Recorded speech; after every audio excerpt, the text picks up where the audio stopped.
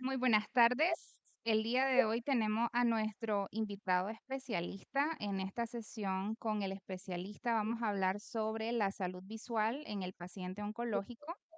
Estuvimos haciendo una encuesta con algunas preguntitas, ¿verdad? Sobre qué te gustaría saber en la sesión del día de hoy.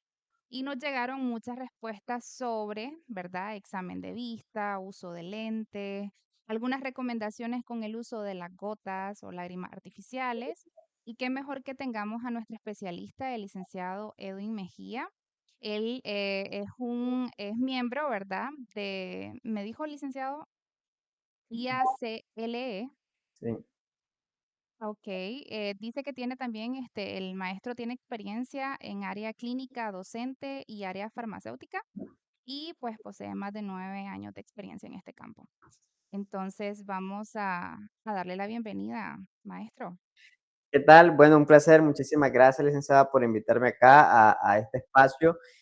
También dar la enhorabuena por espacios como estos que son muy importantes para educarnos a todos, porque debo de reconocer también que con la invitación me ha surgido pues la innovación o el reto por Ujú. aprender muchísimo más. He adquirido conocimiento mediante la investigación que tuve que hacer para preparar y aclarar las dudas que pues estoy contento de poder compartir y además de eso también de ver pues la gran convocatoria que hay mediante todas estas dudas que los pacientes nos hicieron llegar y que pues vamos a estar completamente gustosos de poder contestar en estos momentos.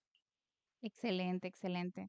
Para iniciar, una de las dudas bastante frecuentes que nos hacían era sobre el uso de los anteojos. Si es algo que debe ser permanente 24/7 o si para algunas actividades que realicemos en nuestro día a día, pues debemos o no utilizarlo. ¿Qué nos podría aclarar respecto a esa inquietud? Claro, esto va a depender muchísimo del para qué se recetan los anteojos. No, normalmente nosotros prescribimos los anteojos para la corrección de los diferentes defectos de la visión, llámese miopía, llámese hipermetropía, llámese astigmatismo o bien la presbicia. Sin embargo, también nosotros hacemos prescripción de anteojos para otro tipo de anomalías, por ejemplo, cuando nosotros hacemos terapia, hacemos lo que llamamos terapia pasiva, tal vez no Mm, estamos corrigiendo un vicio de la visión como tal, sino que lo que estamos haciendo es hacer algún tipo de terapia. Entonces, la lente nos sirve como que fuera, voy a hacer analogía a una muleta, nos sirve como que fuera, digamos, algún otro equipo médico para ayudar a una movilización, tal cual sirven los lentes así para ciertos músculos del ojo. Entonces, esa sería la otra indicación por la que usamos lentes. Y también tenemos lentes ocupacionales, tenemos anteojos ujú, que son destinados únicamente para una función en específico. Por poner un ejemplo, ¿verdad? Yo puedo ser una persona que no tenga ningún tipo de defecto de la visión, estoy viendo bien, mi visión está al 100, mis músculos están trabajando muy bien. Sin embargo, por la ocupación que yo tengo, llámese que estoy mucho tiempo frente al computador, ¿verdad? Estoy trabajando excesivamente frente a él, entonces necesito una lente que me pueda dar una sensación de descanso para evitar la fatiga y que también me permita que yo vea las cosas de repente un poco más grande. Entonces, esa es una lente que es ocupacional, es una lente que está únicamente destinada para esa función. Por mm, ende, aquí se responde pues parte de la inquietud. Las lentes las tengo que ocupar en todo momento, va a depender simplemente del para qué se está recetando esa lente. Si es una lente ocupacional, es una lente que sirve, un anteojo que sirve únicamente para hacer esa tarea en específico. Si es un anteojo que es para cubrir un defecto de la visión, como los que mencionamos, ¿verdad? Si es para ujú. corregir mi astigmatismo, entonces voy a utilizarlo siempre y cuando yo necesite ver bien, que es en la mayoría de los casos, ¿verdad? Así Entonces, es. va a depender también del tipo de la magnitud del defecto refractivo. Por ejemplo, si es para una persona que tiene un defecto muy pequeño, en donde, digamos, su día a día requiere una excelente visión solo en ciertas circunstancias, en otras no tanto, vemos que estas personas de manera habitual dicen, bueno, me los pongo ahorita, pero voy a ir a practicar fútbol o voy a hacer gimnasio, entonces Me me los la colocan retiro. correcto, mi defecto es Ujú. pequeño, veo relativamente bien, entonces se los retiro. Entonces sí va a depender mucho de el para qué están destinados y la magnitud propiamente del defecto. El daño, la severidad de la condición del paciente. Es correcto. Ujú. Así Porque, por ejemplo, en mi caso, pues a mí se me dificulta ver sin lentes casi el 100% del tiempo, es. no me los puedo quitar. Sí, Entonces sí, me sí, imagino que es cada caso. claro, así es, así es. Excelente, muy bien. Y respecto a cada cuánto se tiene que estar haciendo el chequeo, el examen de la vista y hacer por ende el cambio de los lentes, ¿con qué regularidad se debería de hacer? Perfecto.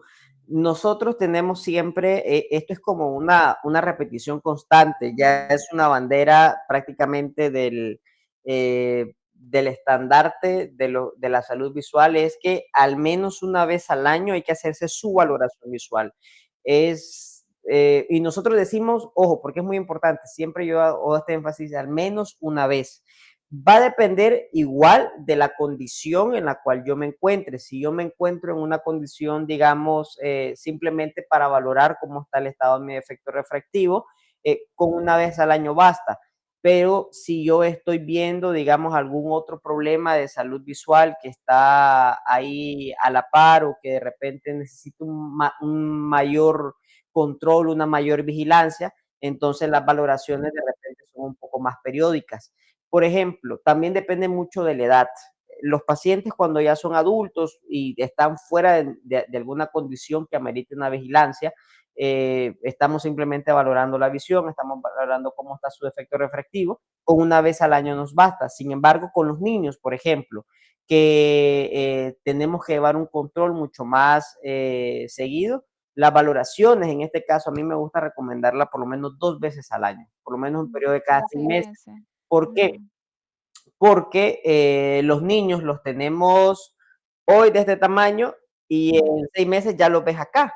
Y así como creció el niño de estatura, como crecieron sus brazos, como crecieron sus piernas, también creció su ojo. Entonces hay que ujú. darle una vigilancia a cómo va ese crecimiento, si va dentro de lo que consideramos sano, si el crecimiento del ojo está dándome un defecto refractivo que no me vaya a generar ningún tipo de alarma, o si hay un signo de que se pueda crear una condición en la que yo sí necesite crear una intervención previa.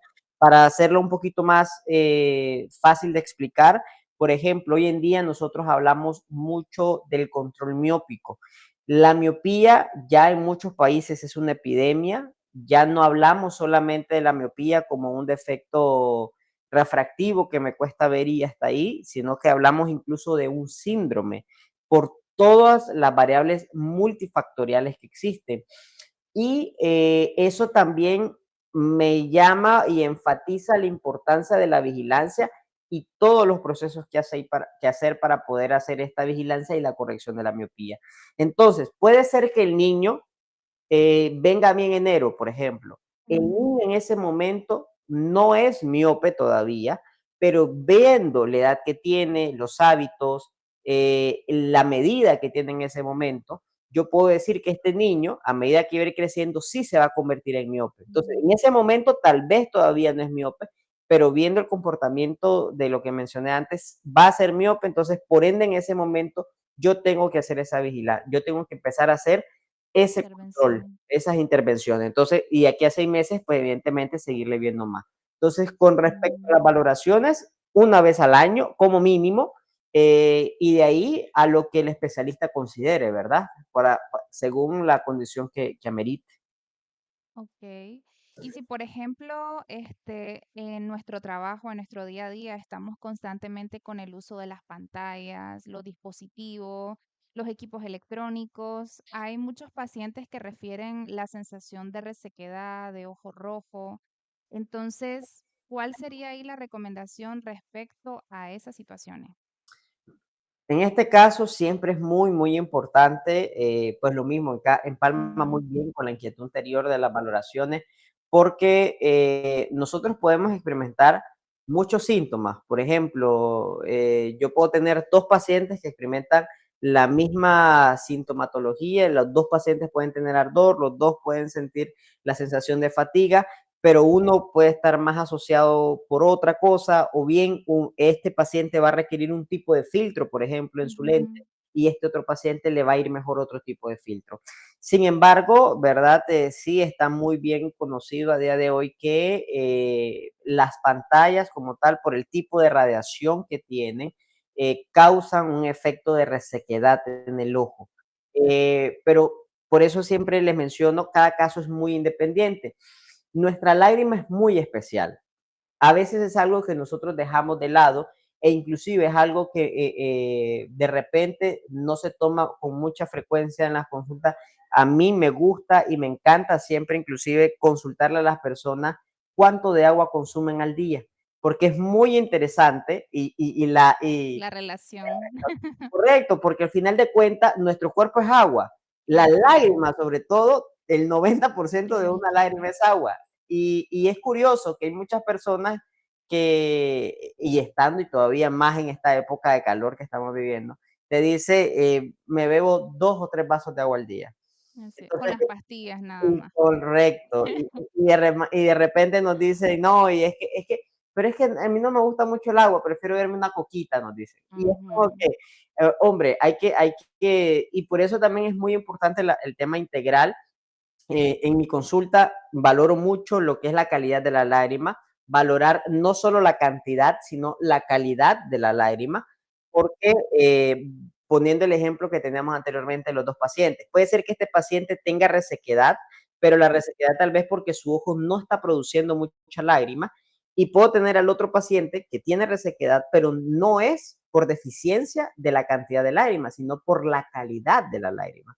Entonces, los dos tienen Mm. los mismos síntomas, los dos tienen problema de lágrima, pero uno es por una causa y el otro es por otra causa. Entonces, sí es muy importante ver y no encasillar a todos los pacientes en un mismo. Sí pueden haber Generalizarlos, no. Ujú. así es. Pueden haber muchos comunes denominadores, pero hay 2 o 3 cositas que ya marcan una pauta diferencial, por así llamarlo, que nos orienta a decir a este le va mejor esto o a este paciente le va mejor lo otro.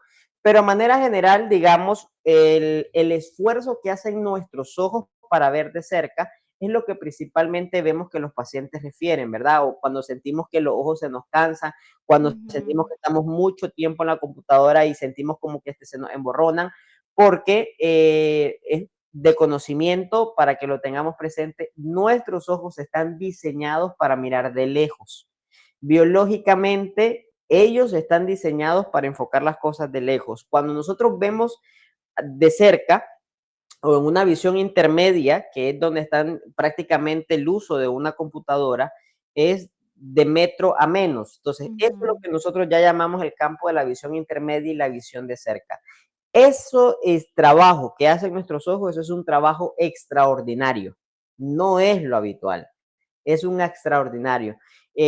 Supongamos que nosotros sostengamos un objeto, puede ser una pelota, una llave, que de primas a primeras no pesa, ¿verdad? Yo Ujú. lo puedo sostener sin problema, pero imaginemos hacer este mismo trabajo por 6, 7, 8 horas o más, porque de repente dejo la computadora, dejo el trabajo, En mi pero casa me trabajo más.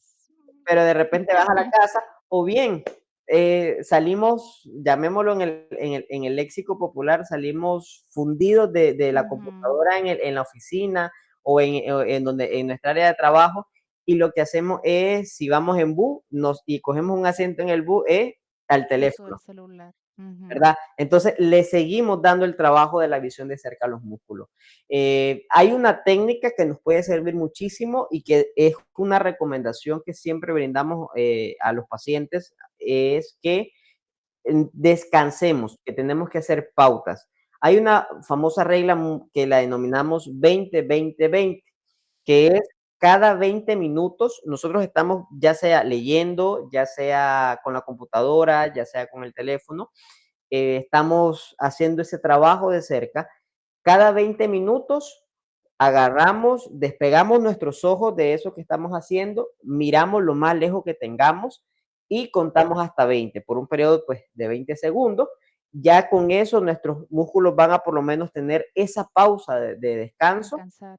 y pueden seguir haciendo ese trabajo. Tal cual como un gimnasio. Siempre me gusta Ujú. hacer la analogía con los gimnasios. Uno hace un trabajo y toma su pausa Un para intervalo de poder volver a descanso. repetición. Exactamente igual, Ujú. exactamente igual. Excelente, muy bien. Ese tip está bastante interesante y es algo que podemos hacer fácilmente. Incluso mientras estamos laborando, tomar esos segunditos para relajar la visión, ¿verdad? Claro, Y respecto a la hidratación, hay mucha relación. Muchas veces los pacientes, incluso dependiendo del entorno, del área de trabajo, por ejemplo, si son pacientes que trabajan en aire acondicionado, suelen tomar mucho o menos cantidad de agua. O a veces, muchas veces los pacientes limitan la cantidad de vasos por el hecho de no levantarse para ir al baño. sí, Entonces, esa es otra situación que a largo plazo pues nos puede traer muchas repercusiones. Y más aún en pacientes oncológicos que están con un tratamiento y tienen que hacer una buena función renal. Entonces, la hidratación es algo claro. importante, muy básico, ¿verdad? Sí, sí. Mencionaste algo muy Ajá, interesante con respecto a esto de la ergonomía del espacio donde trabajamos, porque ciertamente hay pacientes que a veces nos refieren, es que me da pereza inclusive moverme hasta donde está la toma de agua. llenar la pajita, Ajá, sí. entonces es como que consigámonos la botellita, de repente, porque si nos da pereza es por ir a levantarnos, que no está mal, porque Ajá. esa actividad física también hace que Moverse movamos ese las momento. piernas, así Ujú, mismo. estirarse.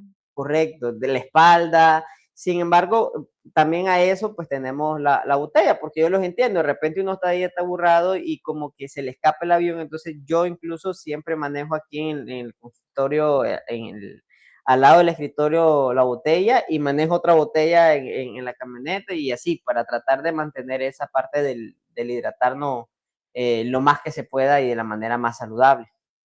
Así es, recordatorios también. A veces yo les decía a los pacientes, pongan recordatorios en sus teléfonos o cada 2 horitas que suene una alarma, recordar que tenés que tomar agüita y tener la Sí, botellita ahí cerca, ¿verdad? sí, O también tener la botellita de 2 litros o de 1 litro y hacer la meta en la mañana me tomo el primer litro, en la tarde me tomo lo que correcto. falta, lo que resta, ¿verdad? O otra preguntita relacionado, por ejemplo, al uso, bueno, el uso de las lágrimas artificiales. Los pacientes hacían la consulta de Ujú. que si por la edad los deberían de utilizar las lágrimas, ¿en qué situación o condiciones deberían recomendarse usarlas? Perfecto, excelente.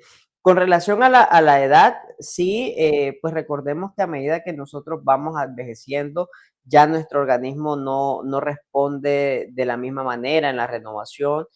Eh, y además de eso, sí vemos que la lágrima ya no se renueva, ya no tiene la misma calidad Mm, que en teoría debe de tener un paciente joven. Claro, siempre voy a poner los asteriscos, siempre voy a poner aquí los ujú, paréntesis, porque si yo puedo ser un paciente adulto mayor, pero tengo una muy buena hidratación, tengo un estilo de vida saludable, tengo una muy buena dieta nutricional, entonces de repente yo puedo ver que mi lágrima está muy intacta y puedo tener el caso de un paciente joven que por tal vez hábitos, llámese el tabaco o bien el tema de la nutrición que él lleva o el ambiente donde está trabajando, de repente veo que su lágrima está muy reducida. Sin embargo, sí, hay asociación evidentemente que a medida que voy envejeciendo, pues voy encontrando deficiencia ciertamente en la producción de la lágrima. Entonces sí se recomienda el uso de los lubricantes o de las lágrimas artificiales. No obstante, volvemos a lo mismo que mencionaba, cuando nosotros hablamos de evaluar la lágrima, por ejemplo, hay que evaluar lo que decía, es la cantidad y la calidad de la lágrima. Porque, por ponerlo así, por ejemplo, nosotros hablamos del ojo seco, de la resequedad del ojo, y hay ocasiones en las que uno de los signos o los síntomas del ojo seco es el lagrimeo constante. Entonces se crea como un poco de ironía. contradictorio. Correcto, Ujú, es decir, pero ¿cómo me dice que tengo ojo seco? Si, yo vengo y precisamente viene la gente, es que me dice, tengo un lagrimeo a cada momento, el ojo ujú, siento que me vive broceando. Entonces vemos que es que porque el ojo está produciendo la cantidad de lágrima adecuada, pero no se está manteniendo, no se está ujú. quedando fija. Entonces por eso es que vemos que se va ahí cayendo, que va botándose y por ende, en ese caso, por ejemplo, no me funciona lo que yo llamo una lágrima artificial. Tengo que utilizar otro tipo de lubricante que, por así decir, sirva para que la lágrima se mantenga. Y de hecho, por eso nosotros vamos a encontrar que dentro de las industrias y las farmacias, vamos a ver que hay montones de opciones dentro de las lágrimas y pues cada una, apartando el hecho tal vez del fabricante o el origen que tenga, tienen una función en específico. Hay unas que van a servir más para quienes le hace falta cantidad de lágrima y hay otras que van a servir para mejorar la calidad de la lágrima. Y todo esto es viéndolo directamente en la consulta, pues decir, vamos a ocupar este tipo de lubricante o este. O sea que no todas las lágrimas artificiales son iguales. Es correcto. Lo Sí, que uno pensaría, ¿verdad? así Lo es. que uno asume. Sí, sí, sí. Okey, interesante, muy bien, excelente.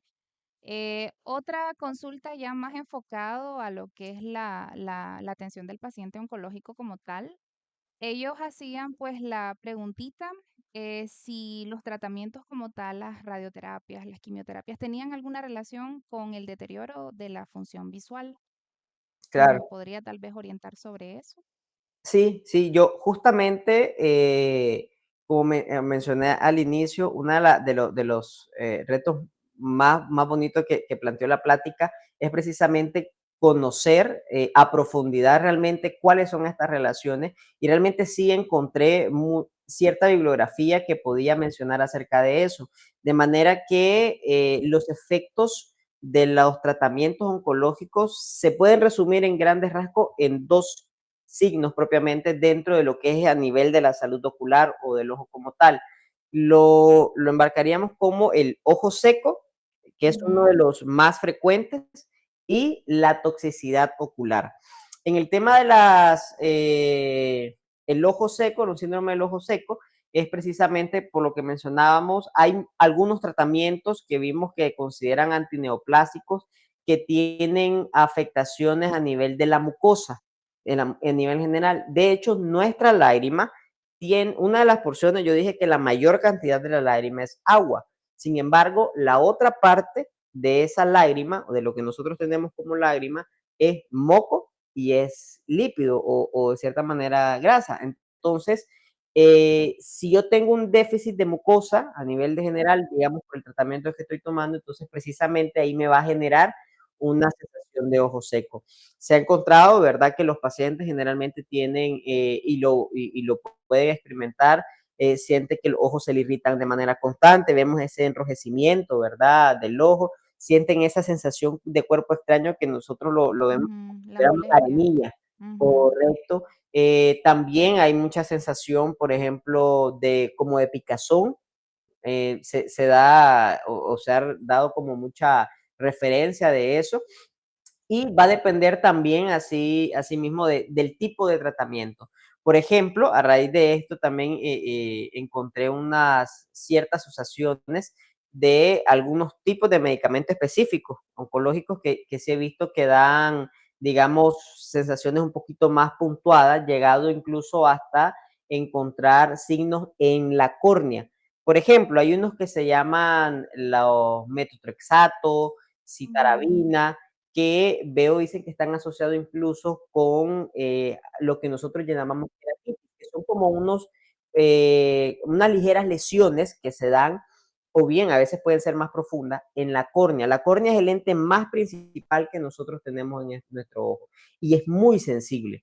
Entonces, aparte de lo que mencioné, digamos, como la picazón, el ardor, la irritación en el ojo, la sensación de cansancio, también si consumo estos medicamentos, estos pacientes llegan a referir la sensación como que tuvieran esos punzoncitos en la ujú, córnea, pueden sentir ese como ardor o dolor un poquito más excesivo porque ya vienen estos acompañamientos. De igual manera, pues ya esta lista, por ejemplo, en medicamentos ya lo incluí porque si tenemos pacientes que puedan venir con esta referencia, entonces ya más o menos sabemos qué buscar o dónde ir a dar con un poquito más de profundidad a la hora del examen y ver si hay alguno de estos signos que sean evidentes para hacer su debida referencia, digamos, a oftalmología y que puedan ser también tratados de manera integral. okey, muy bien, excelente. Y, referente a eso que mencionaban de los ojos lagrimosos posterior al tratamiento de quimioterapia, ¿es lo mismo que estaba ahorita indicándonos? Sí, sí, sí, digamos, Ujú, es siempre importante ver el tema de las asociaciones, ya. porque si la causa es esta, entonces yo tengo que saber cómo encontrarla. además de lo que mencioné también que se me estaba pasando por alto, está lo que llamamos de la toxicidad ocular. Aquí sí es Ujú, todavía de mucha más importancia ver porque hay una alta asociación de cataratas, evidentemente por toda la carga de químicos que llevan pues los procesos, los tratamientos oncológicos, mucho llega a parar a lo que es la parte del cristalino, entonces se ven estas mm, opacidades que luego tienen que ser sometidos a una cirugía, digamos, de cataratas para poder mejorar esa calidad de visión, o bien, y es también una extrema vigilancia con respecto a lo que es la parte de la retina. La retina es muy sensible, sí es muy importante, siempre destaco esto, nosotros al final no vemos propiamente con el ojo, sino con el cerebro. Y esto yo lo ujú, pongo en perspectiva porque nuestro ojo es un sistema de lentes, son un montón de lentes que permiten que la luz pase y que la retina, que es esa capa que es propiamente ya neurológica, digamos, puede interpretar las señales. Y es una capa muy delicada, es una capa que hay que tener mucho cuidado y que hay que tener siempre mucha vigilancia. Entonces, si hay, por ejemplo, pacientes que están tomando todo este tipo de medicamentos o también como la antraciclina, pirubicina, que mencionaban que tienen mucha relación de toxicidad ocular, hay que darle estos seguimientos simplemente para ver cómo va, que la retina siempre se mantenga pues lo más sana posible ante el mayor signo o aparición de algo. Entonces, hacerlo siempre en el ujú, tiempo propicio para evitar consecuencias mayores. En este caso, sí importa mucho la vigilancia constante, importa mucho ver los tiempos en que nosotros actuamos, de manera que por ende hay que hacer siempre estas relaciones entre que el paciente que nos venga, pues nos esté comentando, porque sí es parte nuestra hacer siempre la, ujú. la búsqueda y de igual manera a los pacientes como una recomendación siempre darles, hacer una listita. Yo sé que hay pacientes que toman montones de Sí, medicamentos. medicado. Así es, Ujú, y de repente se nos escapa. así Si es. yo personalmente tengo una mala retentiva, entonces yo he adoptado este hábito de anotarme las cosas y de igual manera, pues, ¿por qué? Porque de repente hay un medicamento que yo sé que tiene relación con algo, entonces me voy a ir a buscar o con mayor profundidad esa estructura para ver cómo se ve, el cómo está, ¿verdad? En relación a la salud de esa parte del ojo. Exacto. Eso es importante lo que hacía mención, que siempre que lleguen con un especialista, ¿verdad? Con un profesional de la salud, tener el listado y si los nombres son muy enredados, incluso les decimos, tráiganos la fotito de la Así es. cajita, del blister y los mismos pacientes te sacan el blister de las pastillitas que están tomando, entonces ya se lo dan al médico para señalar. Es algo, es una buena práctica que deberíamos de Sí, estar adoptando, ¿verdad? Porque en sí. algún momento se nos puede olvidar. Había un paciente que nos hacía la consulta referente a que se había realizado la cirugía de cataratas, pero no habían visto una suficiente mejoría en su visión. Em, ¿Qué nos podría referir sobre eso? Okey, en este caso, las cirugías de catarata hoy en día Ujú, tienen, muchísimos avances, muchísimas ventajas y generalmente siempre hay buenos resultados a lo inmediato. En este caso, sí es importante, por ejemplo, mencionarle al paciente que haya cumplido conforme con los controles de vigilancia que en este caso, pues, el especialista en oftalmología que le atendió le pudo haber recomendado porque los lentes, y esto es muy curioso, ¿verdad? Siempre se le dice al paciente, las cirugías de catarata son muy fáciles en el tema de la duración, ¿verdad? ujú, Decir, ¿no? Generalmente el oftalmólogo viene, hace la cirugía y son cirugías ambulatorias, son cirugías que no van a tardar mucho tiempo y eso a veces tiende a los pacientes a pensar que es como que muy fácil igual la recuperación y los pacientes tienen que tomar un tiempo de reposo. Hay pacientes que de repente andan, no digo que sea el caso, ¿verdad? El paciente que nos hizo mm, la duda, pero hay pacientes que de repente puedan andar haciendo actividades de mucha fuerza y eso hace que digamos, los puntos o el lente se mueva y ya no quede tan fijado, porque en las Hoy en día las cirugías de catarata se extrae el cristalino que está opaco y que no deja que la luz llegue bien a la retina y pues que por ende no logre ver bien y se reemplaza por un lentecito artificial que hace el papel que hacía anteriormente el lente que se extrajo. Pero sí tiene que mantener su tiempo de reposo para que este se fije, de Mm, manera que si existe, ¿verdad?, la posibilidad de que este lente se pudo haber movido, ese puede ser una causa. Bien, también hay lentes que de repente necesitan alguna